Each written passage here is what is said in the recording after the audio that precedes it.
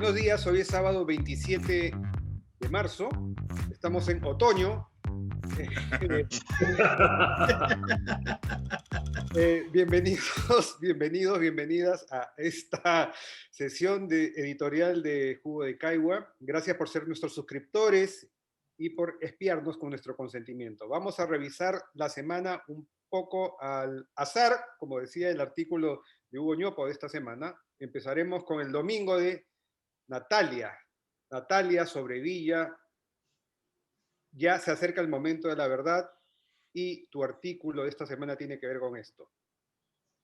Sí, bueno, como dije, adelanté la semana pasada, iba a ser definitivamente ligado a temas electorales. Como nos dijo el señor Trujillo, ya estamos bien cerca a las elecciones, ahora sí.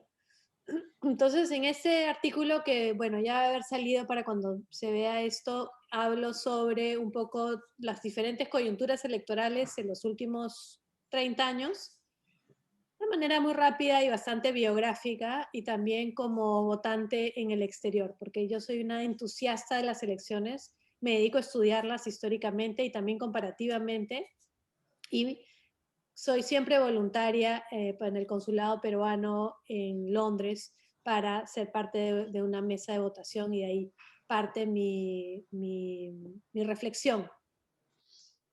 La próxima semana seguiré hablando de elecciones, todavía no sé exactamente cuál va a ser el tenor de lo que diga, dependerá mucho de las encuestas de mañana 28 de marzo, veremos cómo siguen las tendencias, quién sube, quién baja, parece la bolsa de valores. Y como decíamos hace un rato, haciendo un recuento de las elecciones de los últimos 30 años, siempre es el mal menor, pero parece que siempre es peor que la anterior. No recuerdo ninguna elección que haya sido mejor que la que le precedió. Silencio fúnebre. O Pero, sea, prepárense al 2026. sí, el lado bueno de esto es que, tranquilos, esto no es tan malo como piensan que puede llegar a ser. Ya, pero sí o no que las elecciones del 2016 ya parecían bastante trágicas, y las del 2011 parecían el fin del mundo, y las del 2006 parecía que Alan García no podía volver nunca más. Y siempre Ahora, puede ser peor. al respecto está el ensayo de Vergara, pues, ¿no? Que se llama Ni amnésicos ni irracionales, que yo tuve la suerte de editar por primera vez. La primera versión la edité yo. Es bien interesante sus postulados, porque si recuerdas el libro principalmente trata del 2006, pero se puede aplicar en realidad a cualquier elección, ¿no? Sus postulados a mí me parecen bien interesantes, los de ese libro, ¿no? Creo que me tengo que corregir. Creo que la única elección que me pareció mejor que la anterior fue la del 2001. Claro, La del claro, 2001 sí fue mejor que la del 2000. claro. Era un contexto totalmente distinto. Pero si piensas la elección del 90, 95, la misma elección del 2000, Perdón, ¿en 95 quién competía? Pérez de Cuellar.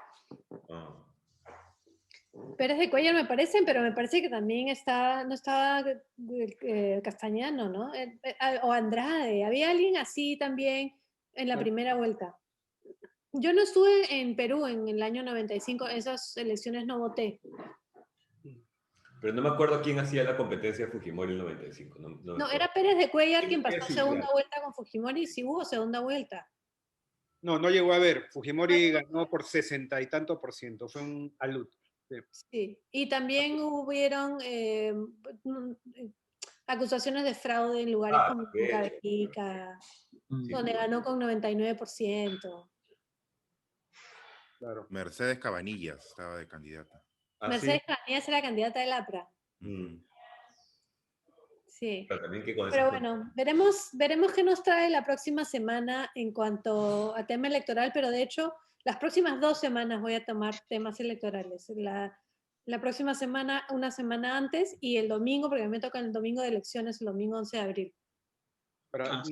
Nata, de tu artículo rescato un optimismo que se puede llegar a entrever. Hola, Sharon. Y Y también la importancia de que pensemos en el Congreso, ¿no? El Congreso puede ser, nos estamos dando cuenta de que votar bien por el Congreso a conciencia puede hacer la diferencia. Bueno, justamente lo que rescato en ese texto es el Congreso Constituyente Democrático, que fue tan trágico. Yo voté por representante por Henry Pease, que fue una persona muy importante en ese Congreso del año 93, porque justamente pasó todo el tema de la cantuta. O sea, a mí me parece que no debemos nunca perder de vista, estoy segura que Alberto está de acuerdo conmigo, el Congreso. Es algo que estos últimos 5 años nos han demostrado aún más.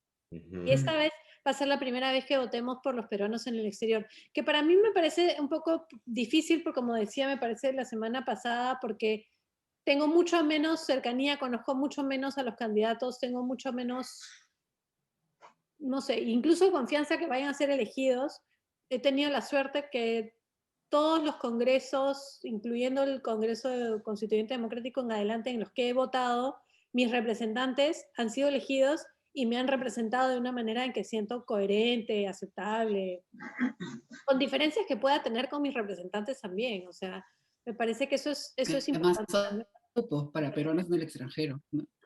Son 2 peruanos en el extranjero nada más y es para todo el mundo. Yo no, Claro. o sea, yo he revisado, pero no sabía quiénes eran, ¿no? Sí, y no encontré mayor información de ellos. Sí, y por una cuestión de números, seguramente va a salir alguien de Patterson y alguien de Los Ángeles, y se acabó. Puede ser de Argentina también, ¿ah? Ah, o de Chile, yo no sé si es que va a ser un voto tan geográfico, ¿no? Yo creo que lo que va, porque digamos, o sea, sí hay parte de la comunidad peruana que está como muy organizada y tal, pero buena parte no. O sea, buena parte no es que sabe quiénes son los que se mueven en los consulados y eso. Lo que yo sospecho que va a pasar, va a haber mucho ausentismo, y lo que va a pasar, yo estuve chequeando en las elecciones del 2016 el voto de peruanos en el exterior, y era un voto que usaba muy poco el voto preferencial. Entonces lo que va a pasar es que van a marcar el símbolo, ¿no? No sé quién será el de tal partido, pero me gusta tal partido, marco el símbolo, ¿no? Algo parecido ocurrirá con el Parlamento andino, seguramente. Sí, de todas maneras. Y por ejemplo, yo siempre he usado el voto preferencial en congresales en el exterior. Y bueno, como he sido también miembro de mesa, puedo ver que no se usa mucho, pero sí ha hecho diferencia. Recuerdo que voté, por ejemplo, por Indira Wilka, que en ese momento no era una persona que era tan conocida, su posición no estaba tan consolidada.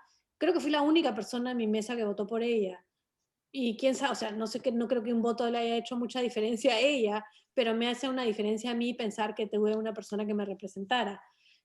Eso me parece más difícil de imaginar en ese contexto, porque como dice Alberto, muchos vamos a votar, vamos a decidir por un símbolo. Y la otra cosa, Hugo, que no estoy tan segura que sea alguien de Patterson o alguien de Los Ángeles necesariamente, es porque hay bastante división y hay también diferentes grupos de emigrantes. Por ejemplo, en Patterson justamente hay un grupo fujimorista muy fuerte, y también hay un grupo de Juntos por el Perú o de la izquierda, de diferentes maneras, también muy fuerte. O sea, hay mucha diversidad dentro de los grupos emigrantes. Entonces, hay plazas fuertes. Por ejemplo, aquí en Londres nunca ha ganado el fujimorismo, en ninguna de las elecciones en las que he estado presentes. Ahora, algo que no hay que descuidar es que seguramente muchas, pero muchas mesas no se van a abrir en el extranjero, ¿no? O sea, bueno, puede imaginar que Chile, por ejemplo, no va a permitir que el consulado peruano haga elecciones. Bueno, justamente mi reflexión comienza ahí, Hugo, porque yo estaba convencida que no vamos a tener elecciones en Londres. Y me llamaron por teléfono al consulado y me dijeron que sí iban a haber elecciones y que necesitan a voluntarios para las mesas. Porque lo que hacen acá es llaman a todos los miembros de mesa. Y sí, voluntaria. Y entonces llaman a los miembros de mesa y le dicen, ¿vas a venir? No vas a venir. Entonces ya saben de antemano qué mesas están en peligro de no tener suficientes miembros y piden a personas que están en esa mesa que sean voluntarias para ser miembros de mesa. No, pero yo lo digo en el sentido de la autoridad local de Londres, digamos, va a permitir que se abra un proceso electoral? O sea, yo imaginaría que si hoy hay unas elecciones de algún país extranjero aquí en Lima, no se permite que se junten las personas, Yo ¿no? estaba convencida que no les iban a dar permiso. Es más, ya estaba resignada que no iban a haber elecciones. Pero no solamente que sí iban a haber, sino que ya tienen los permisos Ya y ya tienen el está todo permiso. organizado, ya está todo en marcha. Chévere. Habrá que ver cómo será en el resto de países, ¿no? Eso, y también habrá que ver cuánta gente se va a presentar. Claro. De acuerdo. Veremos. Hugo, aprovechando que acabas de hablar y que tienes un hermoso perro, Apolo. dinos cómo se llama y de paso nos cuentas qué estás pensando para tu artículo. Ya, Apolo. Apolo es nuestro... Apolo, estás tú también. Todos estamos con Polo hoy y con barba. Los cuatro, los cinco varones estamos con barba aquí. No sé si es Luke Sugar Daddy o Luke Bolchevique. Una de las dos. O simplemente no tengo tiempo, falta de tiempo, ocio. Ya, ¿qué quiero escribir yo? Yo quiero escribir de los planes de gobierno. Ya han salido 3 recuentos bien chéveres de cómo están los planes del gobierno. Primero el de la Pacífico, que hizo Alessandra Ames, mirando todos los temas y poniendo una mirada objetiva, porque era simplemente si tiene, no tiene tal o cual tema, sin evaluar la viabilidad ni nada, sino simplemente objetivamente qué hay en ellos, los principales planes. Esa es una mirada. Otra es la que salió de Videnza, Janice Seinfeld y el equipo de Videnza, que ha mirado los planes, que ha mirado qué es lo que tienen que decir los planes respecto de la pandemia. Y lo mismo, es una mirada muy objetiva. Ya ahí hay un poco más de valoración de qué funciona, qué no funciona, qué van a hacer. Entonces, respecto de la pandemia. Y ayer ha salido una tercera mirada súper detallada, bien minuciosa de Inés Cudó, enfocada en los temas educativos. Y esa ya es más valorativa, porque claro, ella es una experta y ella ha querido preguntarse, oye, esto funciona, esto no funciona, ¿es viable en 5 años? Sí, no. ¿Es viable políticamente, financieramente, técnicamente? Y todo eso lo ha juntado en un semáforo bien chévere que me gustaría divulgar. Entonces, hay estas 3 piezas, ¿ya? La Pacífico, Videnza, Inés Cudó. Quiero poner todo esto como un poquito de evidencia no sé si objetiva, porque lo de Inés Cudó no es objetiva, ella es una experta y es una valoración de experta, pero más allá de el marketing, más allá de la imagen que cada candidato o cada lista pudiera tener, ¿cómo podemos mirar los planes? Siempre poniendo un paño frío también, ¿no? Porque los planes no necesariamente se ejecutan, son una magnífica intención, pero no siempre se llevan a cabo, pero en todo caso, dentro de lo que se puede mirar, eso es lo que sirve. Y por último, si es que un presidente no va a poder implementar el plan, eso te dice algo de lo que la lista congresal puede llevar. Entonces también puede ser útil para la mirada al Congreso. Interesante, Hugo, porque una cosa es, como dices, las intenciones, pero las intenciones ya nos revelan bastante. Puede ser que no lo pueden llevar a cabo, que no lo pueden hacer, qué sé yo, pero por lo menos tienen esa intención. Recuerdo haber estado con mi hijo menor, que en esa época era bastante chico, tendría como 9 años, escuchando el primer discurso de Kuczynski en el 28 de julio. Y mi hijo me decía, pero suena todo muy bien, si hace todo lo que dice que quiere hacer, este va a ser un gran gobierno. Y le digo, sí, hijito, pero una cosa es lo que él quiere hacer y otra cosa es lo que va a poder hacer. Entonces, yo creo que los planes de gobierno están ahí. Sí revelan, me parece, algo sobre el grupo político, pero... Sí, las intenciones y la seriedad además, del grupo también, ¿no?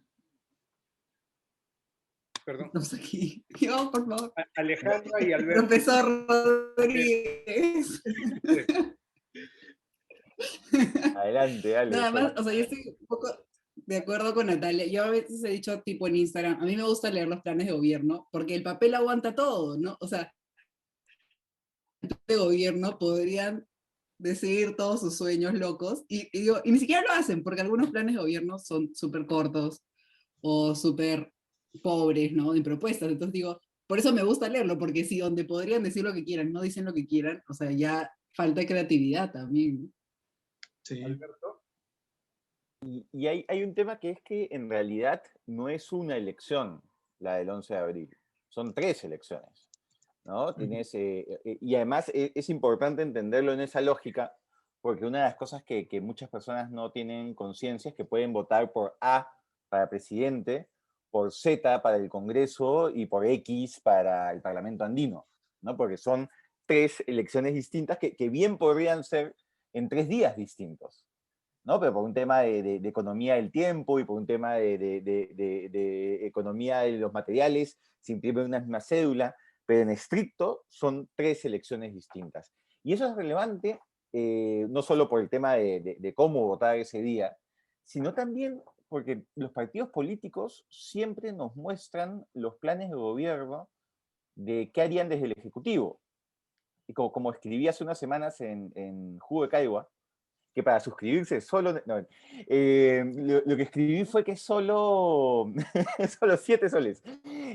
O sea, siempre te venden la idea de cómo van a comportarse siendo oficialistas y no cómo van a comportarse siendo oposición. Pero va más allá de eso, ¿no? Oye, ya tu bancada, si no es oficialista, ¿qué proyectos de ley va a presentar?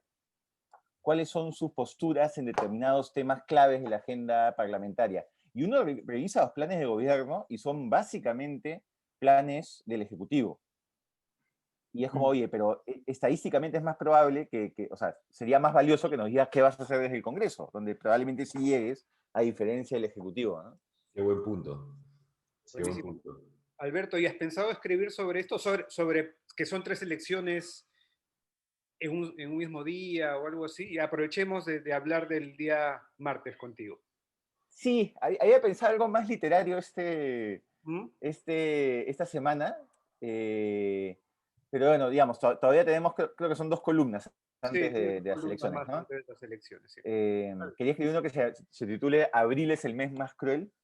Uh-huh. Y hablar de cómo toda la gente se vuelve locaza, ¿no? En los últimos días de las elecciones, y amigos entrañables se vuelven enemigos, y personas se vuelven como predicadores locos en las redes sociales, predicando entre conversos además, y empieza a haber un montón de información falsa y denuncias, y son días muy, muy feos, ¿no? Entonces estaba pensando hacer algo como medio literario de esos días, pero podría ser la columna antes de las elecciones, que ya voy a estar harto además, y esta podría ser sobre las 3 elecciones, ¿no? Excelente. Los días aciagos de abril. La primavera de Gustavo Rodríguez. No, lo que Ese va a ser el título. La me parece antiprimavera. interesante sobre ese recurso literario de la crueldad del mes de abril es que abril es el mes más cruel y para nosotros es el otoño, pero... Eso iba a decir, en el poema es por el poema de Eliot. Claro, claramente. No, pero Shakespeare también usa la frase. ¿Sí? Yo lo saqué por Eliot. No, Bueno, sí. es el de la tierra baldía, pues, ¿no? Sí, pero él lo saca, es una referencia incluso anterior a Shakespeare.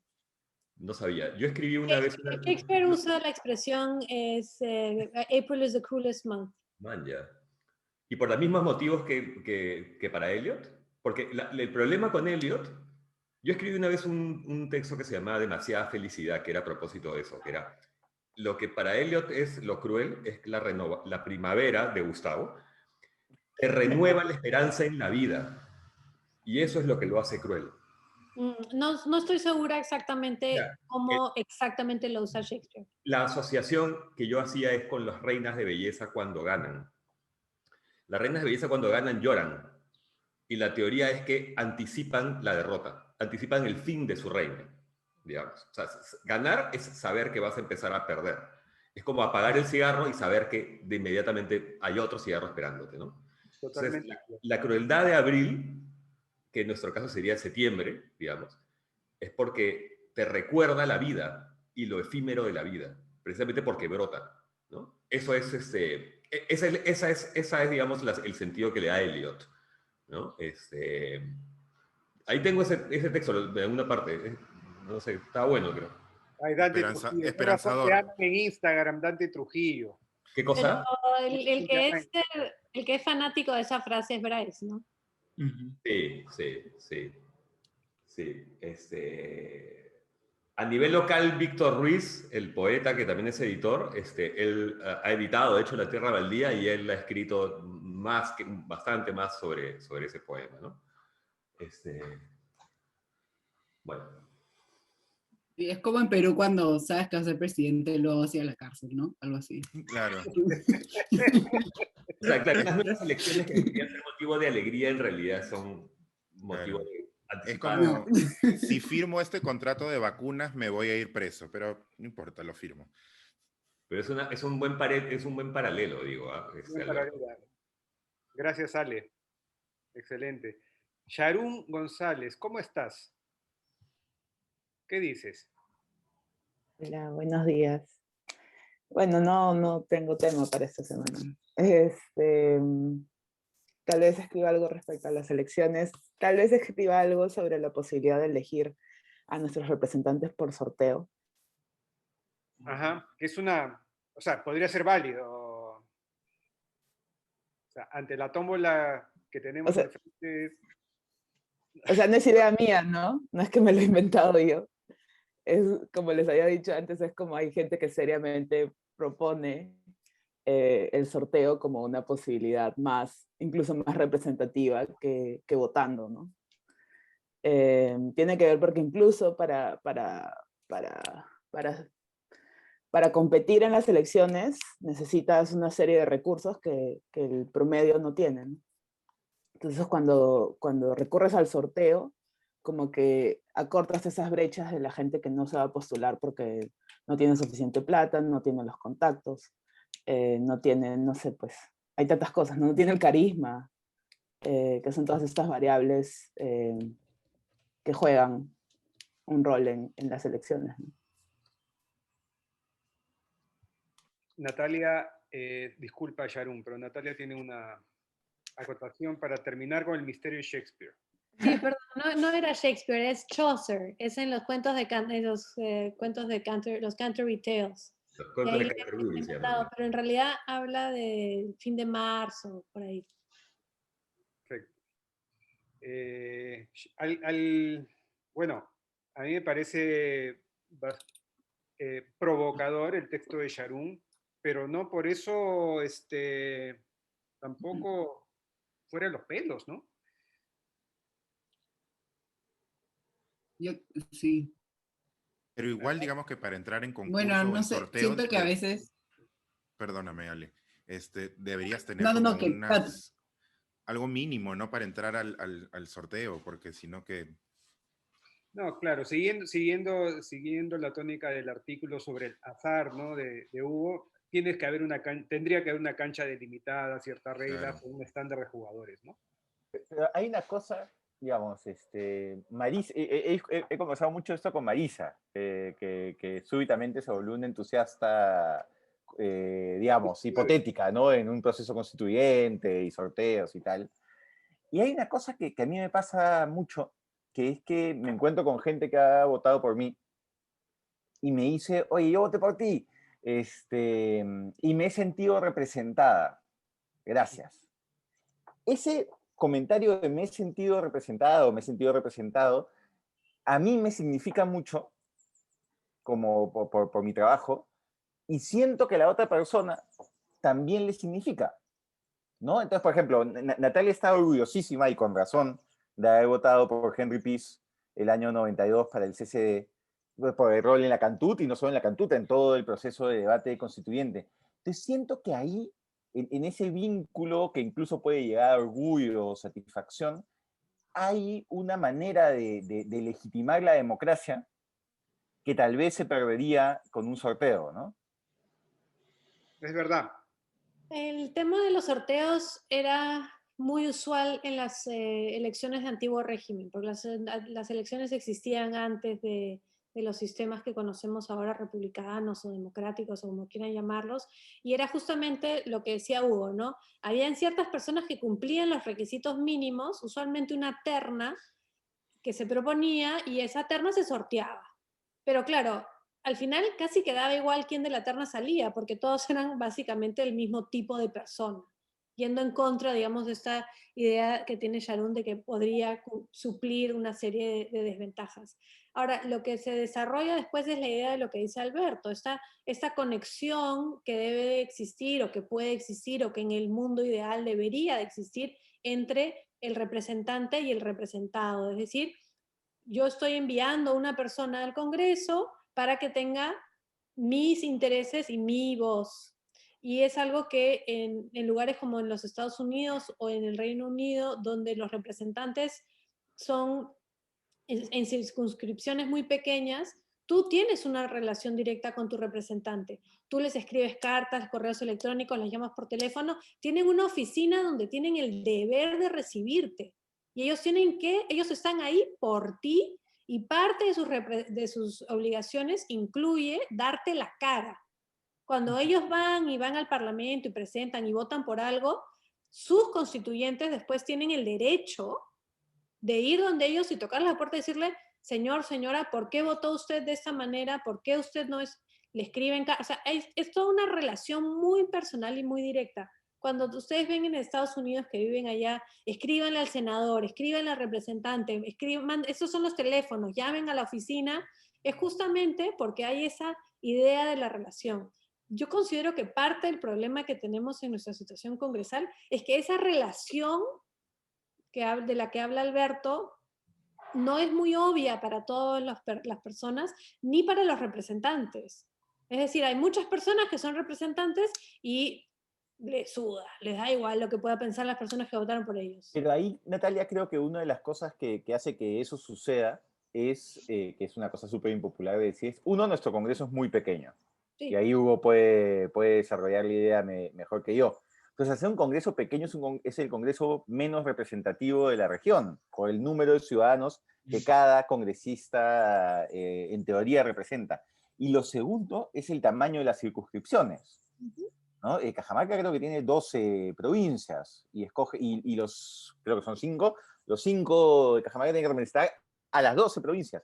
Peor en Lima, ¿no? En Lima somos 36, creo que ahora van a ser 34, y representamos a los 10 millones. ¿A quiénes?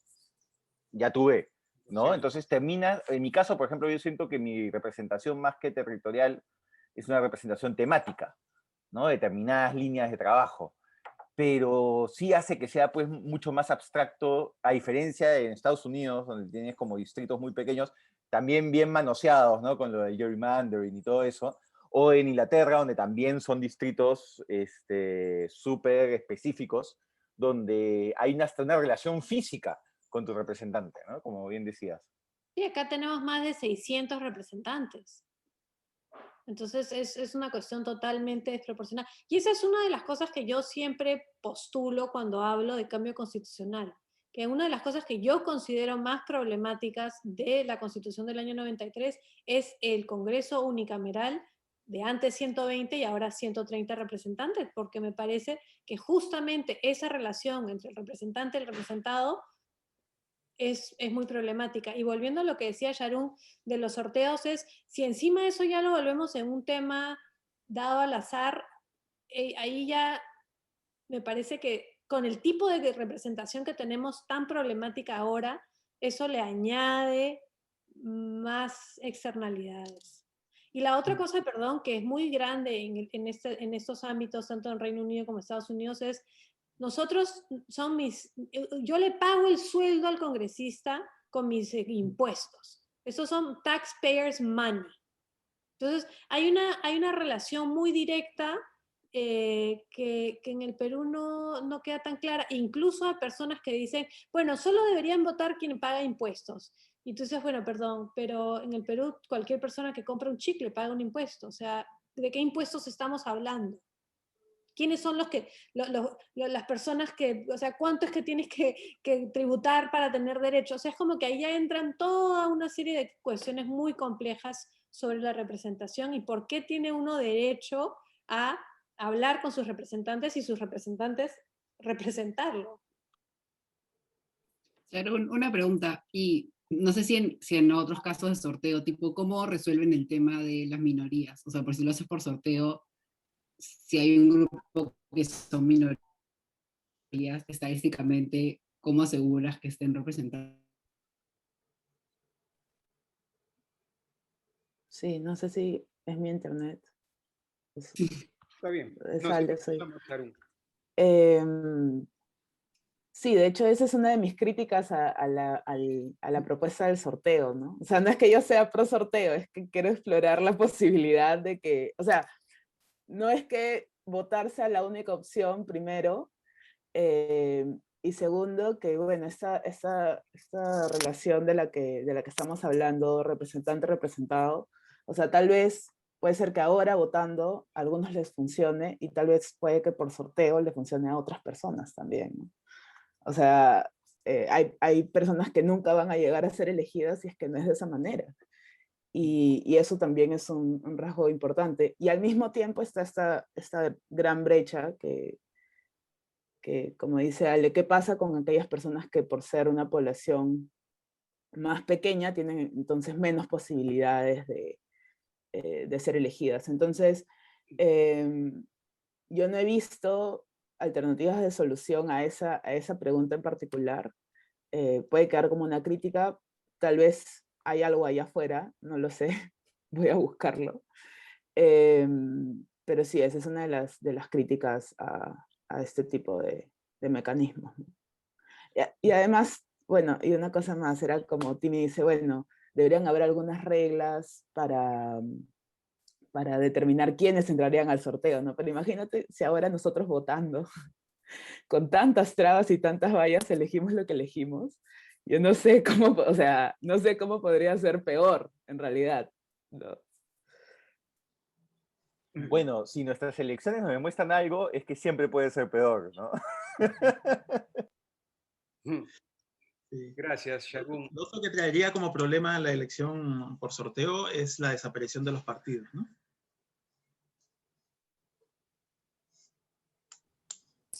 Sí, yo igual creo que la elección por sorteo requeriría una reforma del sistema político, o sea, repensar el sistema político, ¿no? No es como una curita sobre el problema que tenemos, sino es como repensar, descolonizar tal vez el sistema como lo conocemos, ¿no? Entonces, por eso, yo también entiendo que por eso puede resultar tan como interpela porque nos obliga a pensar en un mundo que no conocemos, o sea, no sabemos cómo sería. Lo que me Podría gusta, ser- lo que me gusta del tema de Sharon aquí es eso, es como una pedrada en el estanque, como una realidad alterna que te obliga a revisar tu actual sistema. Me Mejor parece lo- también que hay algunas propuestas sobre, para lo que son minorías, espacios reservados para ciertos grupos. Me parece que eso es algo que se está tratando ahora en el Parlamento, en la Asamblea Constituyente en Chile. Se están intentando algunos mecanismos, pero igual el asunto del sorteo es interesante. Y volviendo al tema del antiguo régimen, es pensar cómo si pones a varias personas que son, o sea, si el universo en el que se va a sortear todos son más o menos equivalentes, al final no hace tanta diferencia quiénes son las personas que salen sorteadas. Y sobre eso, sobre Chile particularmente, es interesante porque, claro, si nosotros intentamos solamente, ¿cómo puedo decirlo? Al final, en el caso chileno, los afrochilenos han quedado excluidos de ese nuevo mecanismo de cuotas, ¿no? ¿Por qué? Porque la decisión no ha recaído sobre personas que han sido elegidos por sorteo ni nada por el estilo, sino por el parlamento que ya estaba ahí, ¿no? O sea, parlamentarios que ya estaban ahí, elegidos por el sistema o sea, que ya está instalado antes, ¿no? Entonces, no sé, es difícil, la inclusión en la representación es difícil. Mira, Bueno, es si me también, interesante, tal perdón, vez. en ese punto, perdón que vuelva a la historia, es en el siglo XIX sobre todo había mucha inclusión. Todo el mundo podía votar en el Perú, todos los hombres, perdón, todos los hombres podían votar, sí, porque no era universal, sino era masculino, pero había mucha jerarquía. Todos estaban incluidos en el proceso electoral, pero no todos tenían el mismo poder de elegir ni ser elegidos. Entonces, ahí también hay toda una serie de elementos que tienen que ver justamente con la desigualdad y con la perpetuación de las desigualdades y que la inclusión en un sistema electoral no quiere decir necesariamente la igualdad o la equidad. Muchas gracias. Alberto de Belaunde dice, podría ser una fórmula mixta de prueba, un 25% elegido por sorteo. Bacán. Yo creo que da para... Es bacán, o sea, da para esos temas discutir. que Da para rompen todo me parecen súper chéveres. Porque Claro, obviamente en las actuales reglas no están una funcionando. alternativa también puede ser elegir por sorteo para un periodo cortito de 1 o 2 años y luego votar si se queda o se va. Ujú. Buenísimo. Gracias, Yarún, por golpear el avispero. Los sábados son de Gustavo Rodríguez. Estoy hablando como Acuña. Bien. Cuidado que esa manera de hablar ha sido patentada en Indecopia, ¿eh? Te va a denunciar. A ver, esta semana que yo iba a escribir de otra cosa, pero al final, cuando vi el debate, ¿no? del domingo, cambié y escribí lo que salió hoy, que se llama el crochet electoral. O sea, no me pude sustraer de la discusión electoral. Y quizá vuelva a ocurrir esta semana. Pero sí tengo un tema, aparte del que está pendiente de la semana anterior, que era el de las malas palabras, las lisuras, ¿no? En la literatura, en el arte. Me llamó mucho la atención esta semana un post que he visto replicar por varios amigos, conocidos míos, ¿no? En Facebook, ese que dice, a ustedes lo deben haber chequeado, sin ofender las opiniones del resto. Mi opinión es obvia. Si mi hijo de 5, 12, 16 años me dice que se quiere vestir de princesa, le diré que no, porque él nació niño y él es un príncipe.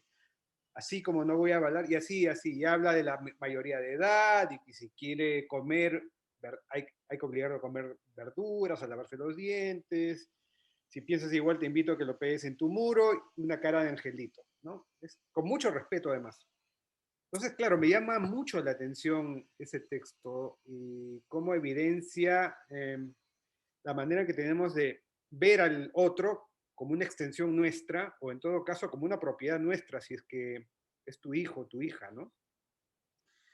Sí, entonces probablemente escriba sobre eso, a menos de que algo me llame mucho la atención desde un punto de vista electoral en estos días. Tenemos Ahí hay una otro cosa grupo de además, amigos, Gustavo. No he visto ese post en ningún lado. a mí me lo han contado, es gracioso cómo se van formando nuestras cámaras de eco, ¿no? A mí me lo han contado, pero tampoco he visto ningún contacto publicándolo. Sí lo he visto, pero creo que es un refrito. Creo que ya había salido hace un mes. Esas cosas A reviven, mí me ¿no? lo pasó mi mamá. Sí. O sea, de sus amigas, ¿no? Ellas no, o sea, diciéndome, mira esto, ¿no? No, además es terrible, porque claro, además siempre el punto de vista es del que está, o sea, la mirada que te plantean ahí es desde el papá o desde la mamá, y no desde la persona cuya vida va a verse afectada directamente, ¿no? Y no hay nada, o sea, una de las experiencias más traumáticas para la adolescencia trans es justamente la adolescencia. Porque el cuerpo que sientes que no es, que no es lo que responde a ti mismo, empieza a comportarse de una manera que tú desearías que no suceda, ¿no? Entonces, que una persona trans pueda tener una adolescencia de acuerdo a cómo se identifica, es importantísimo hasta para temas de salud emocional a futuro, ¿no? Pero claro, en esa imagen, el interés superior del niño, digamos, para usar un término jurídico, no existe, ¿no? Y es esta idea de propiedad frente al menor de edad que está tan difundida, ¿no? Además, o sea, no puedes comparar no querer comer brócoli, no querer comer espárragos con algo que es tu identidad. O sea, Esa es la clave. Esa es la sí. clave. Esa es la mayor flaqueza del argumento de ese, no sé, post, digamos, ¿no? Es que es el mismo argumento que toman la mayoría de gente con temas tan distintos, ¿no? Como por ejemplo lo de la ivermectina.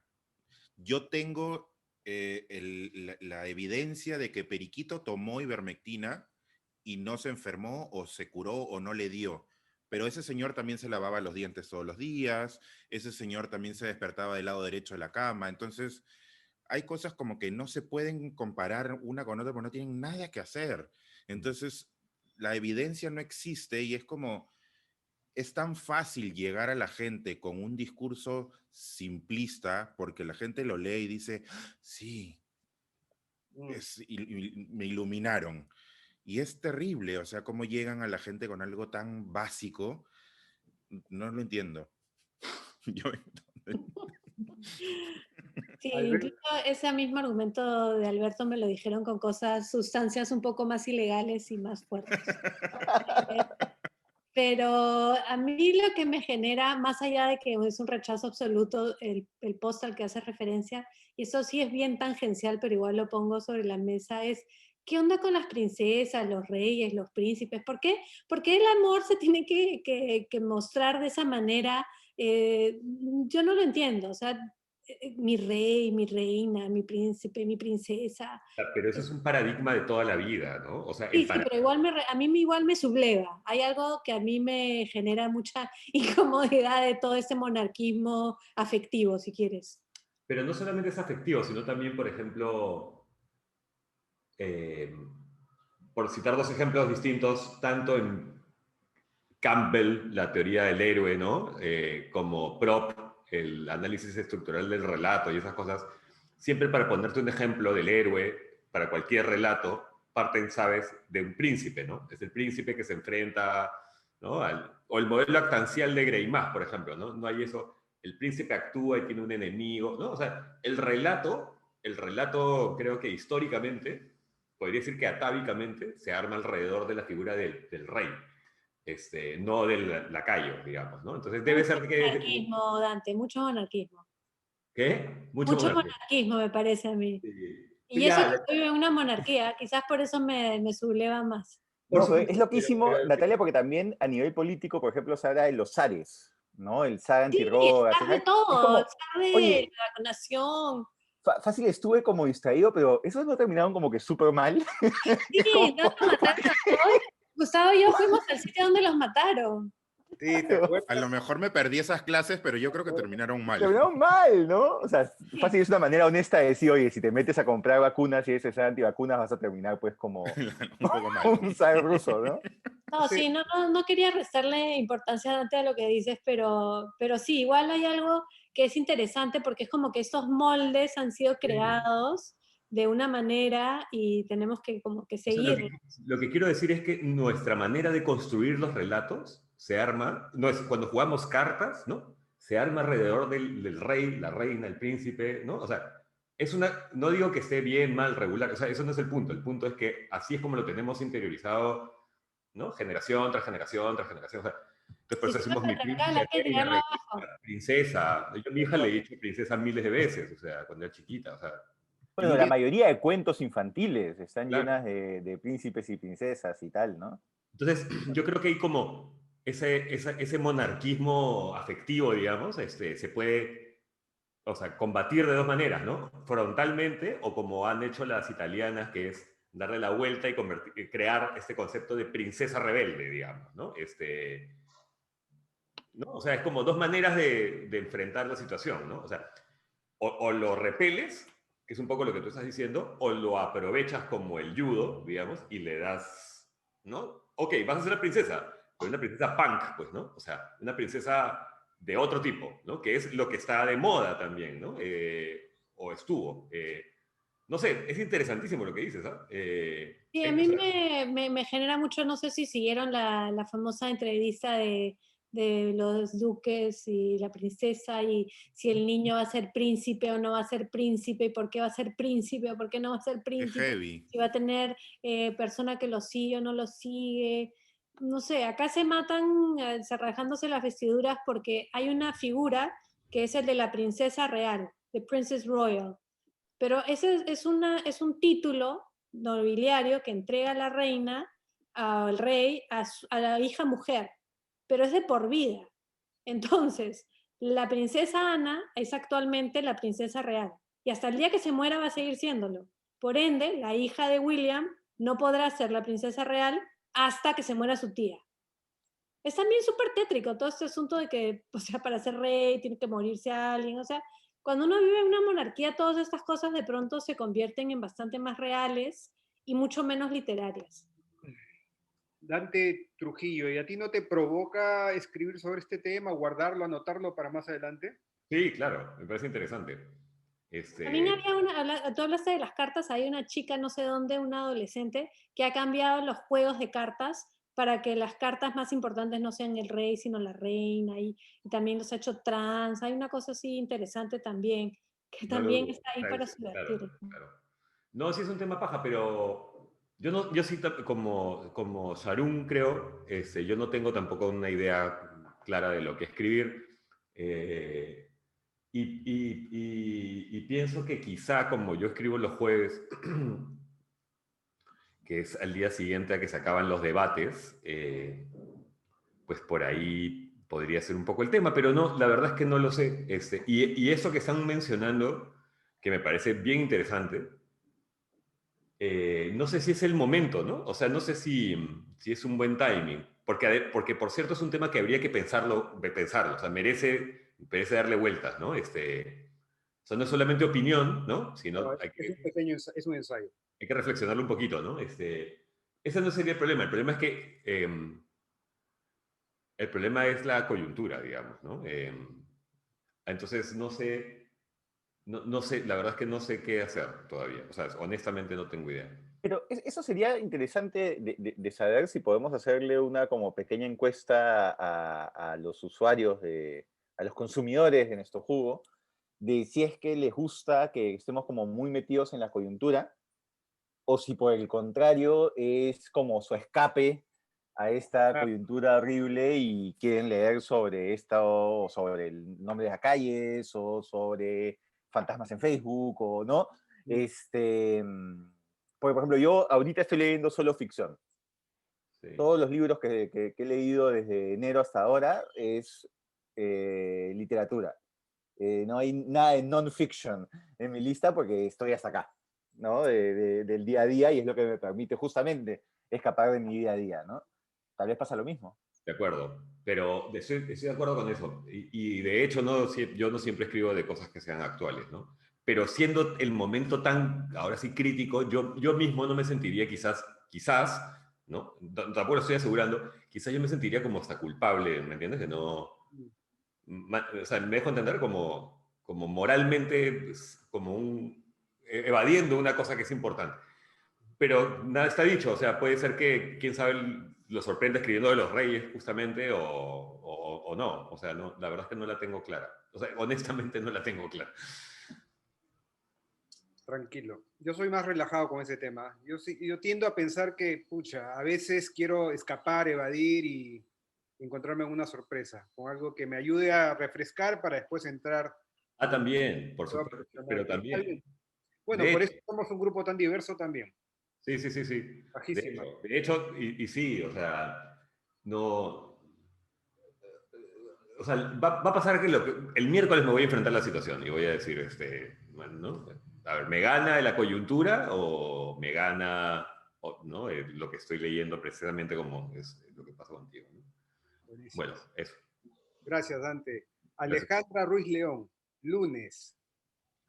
Bueno, yo voy a escribir algo sobre coyuntura, es sobre los pasaportes COVID, que justo Ah, donde trabajo hicimos un evento de eso y fue súper chévere. Y para unirlo un poco a la coyuntura, es que son uno de esos temas que nos deberían preocupar, ¿no? O sea, son el tipo de temas que el que va a ser el futuro presidente del Perú, debería estar diciéndonos, ¿no? Si yo soy presidente, soy presidenta, voy a hacer esto con la pandemia, etcétera. Y realmente las propuestas a nivel pandemia son nulas, ¿no? Entonces ya incluso pensar sobre, por ejemplo, los pasaportes COVID, que es algo que nos podría poner en desventaja, se escapa de nuestra imaginación, ¿no? Entonces unos puntos, bueno, en general los puntos de los pasaportes COVID, solo hay como tres ideas. Una idea es que los que están tratando de promoverlos son países, por ejemplo, Europa, tal vez, ¿no? O sea, son los que más convencidos están. Y realmente sería injusto porque las vacunas no son accesibles para todo el mundo, ¿no? Entonces empezar a decir, no, no puedes venir si no tienes vacuna, cuando no hay vacuna todavía es injusto y genera esta nueva categoría de ilegal, ¿no? Ahora eres ilegal porque no te vacunaste, cuando realmente puede ser que no te puedes vacunar, en tu país no había vacunas, etcétera, ¿no? Y otro tema también es que estos pasan, porque hay gente que dice, ya, pero es lo mismo con la vacuna de la fiebre amarilla o lo que sea, ¿no? Que nos piden para entrar a Perú. No, pues porque Perú no es un, no es un país clave en la geopolítica, ¿no? Entonces, y luego, o sea, no es como el que tiene la sartén por el mango en temas de inmigración. Bueno, ahora sí, ¿no? Ahora realmente con Perú, por ejemplo, con Venezuela, podría ser, ¿no? Que dicen, vamos a pedir que todos los que venezolanos que entren se vacunen. Ya, pero si no hay vacunas allá, es súper injusto, ¿no? Y otro tema que es que que todos están proponiendo que sea algo digital, ¿no? Nadie está proponiendo que sea tu típico papelito, sello, ¿no? Entonces, uno de los miedos es, los gobiernos nos han fallado un montón de veces, como para ahora hacer otro acto de fe con que van a manejar bien nuestra data clínica, ¿no? Entonces, son problemas éticos que ya se están barajando y que al mismo tiempo se está surcando, ¿no? A ver. Alberto quiere opinar y también Natalia. Profesora, yo tengo una pregunta. He visto, o sea, tengo un montón de gente alrededor que está muy, muy afanada porque parece que varios estados de Estados Unidos ya ni siquiera van a pedir ser residentes para vacunarse. O sea, no solo por el tema de los inmigrantes ilegales, que tienes que vacunar a los inmigrantes, sino en general. O sea, es como, oye, quien esté aquí y quiera vacunarse a partir de tal fecha, va a poder hacerlo, lo cual va a generar muchísimo turismo de vacunas, pero ya no como una contingencia, sino como algo esperado, o sea, como algo deseado. No sé si es como una estrategia para reactivar la economía y traer gente a que consuma tu estado o tal, pero no sé si has estado viendo eso, Ale.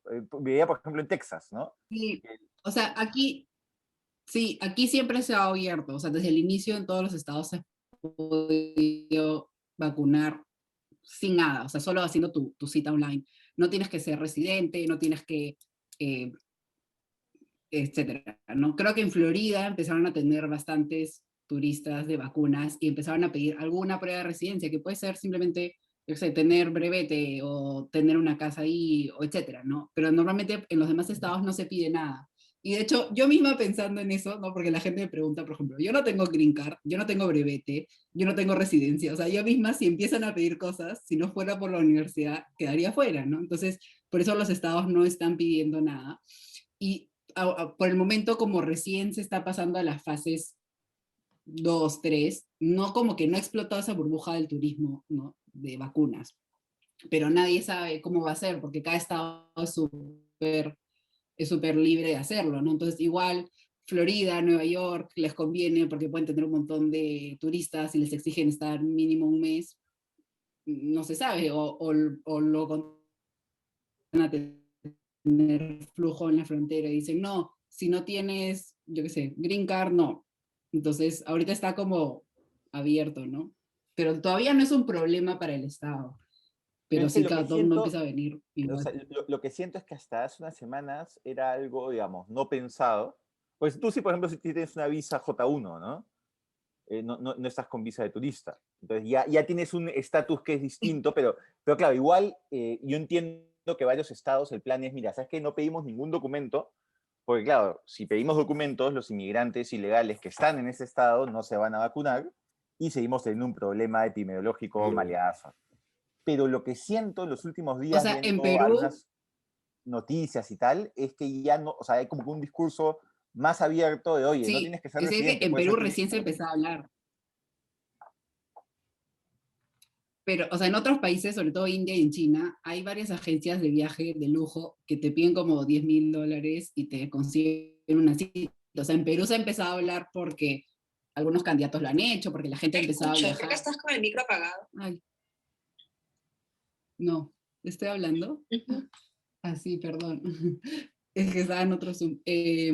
O sea, como que en otros países, tengo otro de estos, otros países lo están haciendo como mucho más como negocio para todo un sector de lujo, que es lo que yo dije en Twitter, ¿no? O sea, que viajen todos los pitucos de Lima no va a poner en jaque al sistema de salud de Estados Unidos, ¿no? pero que viajen todos los pitucos de todo el mundo, ¿no? O todo el que tenga poder adquisitivo en China, en India, que son otros países que tienen una población mucho más grande, bueno, pues ahí ya son otros términos, ¿no? Bueno, pero el turismo de las vacunas está ya en todo rigor. O sea, en mis redes donde no apareció lo de los príncipes, cada semana van 25 personas que conozco a vacunarse. O sea, ya como que el tema está full furor en Florida, en Texas sobre todo. O sea, no me parece que es algo que se esté comenzando. Incluso una persona que conozco puso un audio que los Estados Unidos iban a empezar a preguntar en las visas y que había que tener cuidado, que sea, pero ya Florida dijo no, a partir de tal fecha, quien quiera se aparece y le vamos a vacunar y es quien paga, quien está acá, porque más las vacunas siguen siendo estatales. Pero lo que volví a lo de los pasaportes, no sé si has visto las noticias acá, que esta semana había todo un debate porque están pensando ponerlas incluso para ir al pub, que te van a pedir tu documento de vacunación para ir a tomar tu cerveza, y la idea es que quieren que más personas jóvenes, es un incentivo para que las personas jóvenes se vacunen.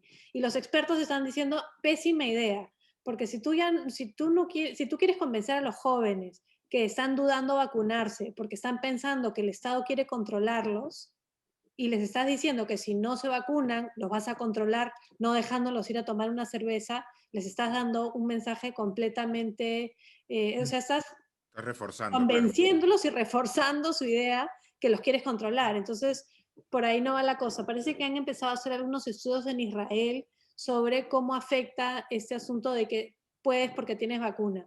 Pero es interesante lo que decías también sobre las vacunas de la fiebre amarilla, porque claro, cualquiera se puede poner una vacuna de fiebre amarilla.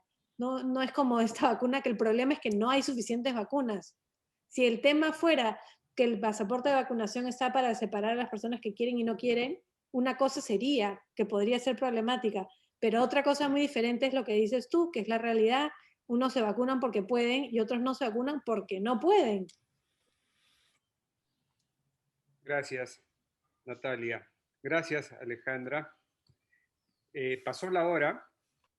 Muchísimas gracias a quienes nos han hackeado con nuestra autorización. Nos vemos la próxima semana en esta, faltando ya cada vez menos para que tengamos visos de quién entra a segunda vuelta y quién entra al Congreso. Digan chao, adiós, para que nos puedan ver. Pues es entusiasmo. Eso es lo mejor. Chao, chao, chao. Gracias, cuidamos.